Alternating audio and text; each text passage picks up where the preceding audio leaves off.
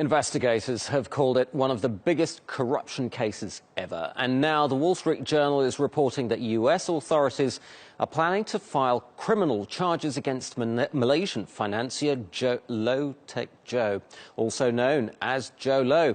He's been called a key person of interest in the money laundering investigation into Malaysian State Investment Fund 1MDB.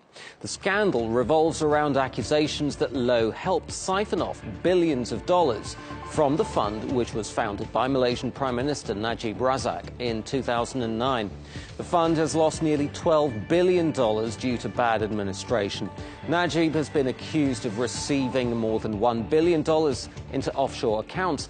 He has said it was a political donation by the Saudi royal family and has denied any wrongdoing. Now US authorities are looking for those $1 billion in the form of assets, including Van Gogh and Monet paintings, as well as luxury properties. If Low is arrested, it could add to the calls by opposition parties for Najib to step down. Journalist Zan Azli joins me now live from the Malaysian capital, Kuala Lumpur. Zan, thank you very much for being on Money Talks. Let's start with what the reaction has been in Kuala Lumpur to this latest revelation in the long 1MDB saga.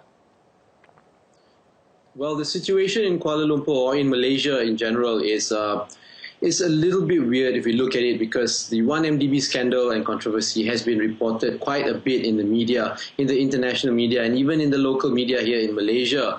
Now, the fact that it has been reported so long, and if we look at Malaysia itself locally, no action has been taken, investigations has been done. The Malaysian authorities have actually cleared the Prime Minister Najib Razak of any wrongdoing, saying that the money was actually legal donations that were obtained. So I think there has been a little bit of fatigue among the maybe the local media and also Malaysians in general with the scandal, because nothing has been happening here in Malaysia. We do know that internationally investigations have been going on. As you mentioned just now, the United States are planning to actually take action against Joe Low. In Singapore itself, we've seen actually 4 private bankers already being charged and convicted for being involved in the 1MDB scandal, and latest they actually banned Goldman Sachs banker, ex-financial banker, from actually practicing in the financial industry in Singapore for 10 years. So, you know, Switzerland is also actually doing investigations, conducting investigations. Only in Malaysia, the investigations have kind of been quiet. The 1MDB scandal, though, has had a tangible impact on the Malaysian economy. If we rewind back to 2015, for example, this was one of the reasons why the Malaysian ringgit became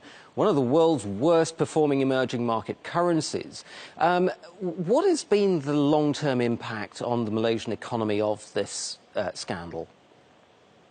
Well, a lot of the Malaysian public believe that it is because of the 1MDB scandal that the drop of the Malaysian currency, the ringgit, has been happening, and it has been continuing to drop. But of course, if you look at what the Malaysian government is saying, is that it is not related to the 1MDB scandal. They say that it is a global recession, and that's why the currency is dropping, and that's why the economy is getting worse. But the Malaysian public really, a lot of them actually do believe that it is indirectly probably related to the 1MDB scandal, because there is slowly becoming a lack of confidence in the governance of Malaysia.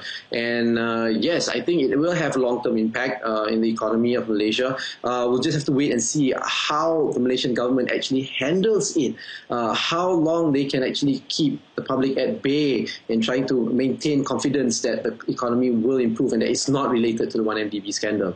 Zan Azli in Kuala Lumpur, thank you ever so much. Now, let's get a broader perspective on the 1MDB scandal now from our editor-at-large, Craig Capitas, who's in Paris. Craig, thank you ever so much. As always, let's start by looking at the jurisdictions where the 1MDB issue is being investigated. They include the US and Singapore and several others.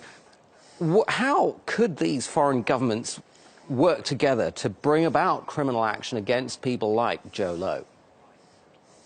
Well, the investigation was triggered by the U.S. using a topic we've discussed frequently on money talks, and that's the extraterritorial enforcement of U.S. law in any event that involves a U.S. bank or U.S. dollars.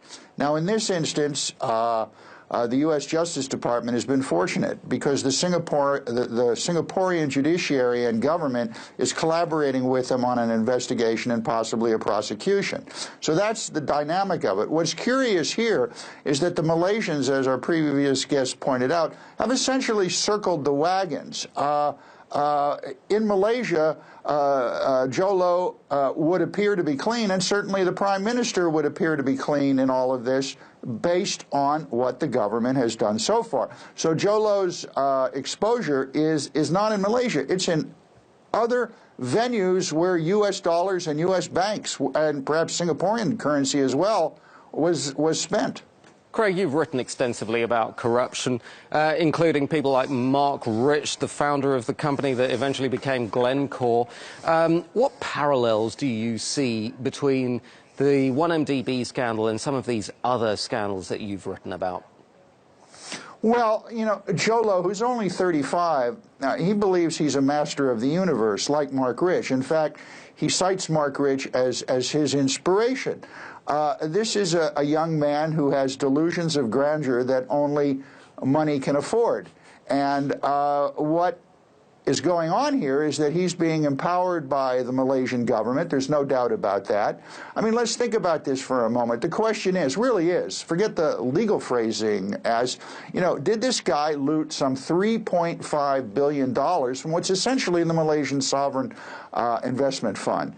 And the United States government saying, yeah, it looks like that you did, but the country where this event happened is apparently protecting him. And guess what? He's not so sure of that. So like Mark Rich, Jolo, who's not J-Lo, is lying low in China because China doesn't have an extradition treaty, just like Mark Rich skedaddled to Switzerland, which at the time did not have an extradition treaty with the United States.